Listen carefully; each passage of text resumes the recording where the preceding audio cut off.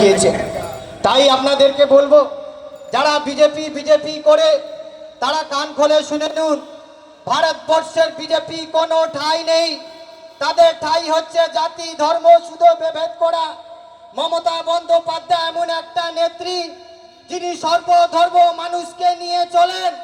তাই বলবো, हिंदू धर्म से नफरत करो, कोई कुरान नहीं कहता। मुसलमानों की मस्जिद तोड़ो, कोई श्री राम नहीं कहते।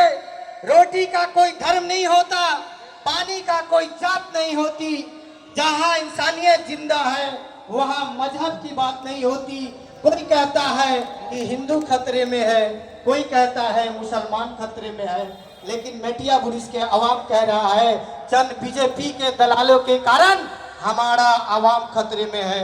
ताई बंधु আপনাদেরকে বলো, हमारा एक शायर बोली कि मजहब नहीं सिखाता आपस में बैठकर बैर रखना, हिंद है हम सबका ये हिंदुस्तान हमारा। ताई बंधु बोलबो, आगामी दिन আমাদের যুব সমাজের আইকন মাননীয় সংসদ শ্রী অভিষেক বন্দ্যোপাধ্যায় যেভাবে মানুষের জীবন যাপন করার জন্য একের পর এক নতুন প্রকল্প করছেন, সেই সংসদ শ্রী অভিষেক বন্দ্যোপাধ্যায় নেতৃত্বে সারা পশ্চিম বাংলা জুড়ে এই বিজেপিকে আমরা উৎখাত করব, যারা আজকের আমাদের হিন্দু মুসলিম ভাই ভাই সম্প্রীতিকে যারা নষ্ট করছে। তাই আপনাদেরকে বলবো, আগামী দিন আগামী 2026 বিজেপি ফিনিশ। এই বিজেপি কোনো ঠাঁই নেই।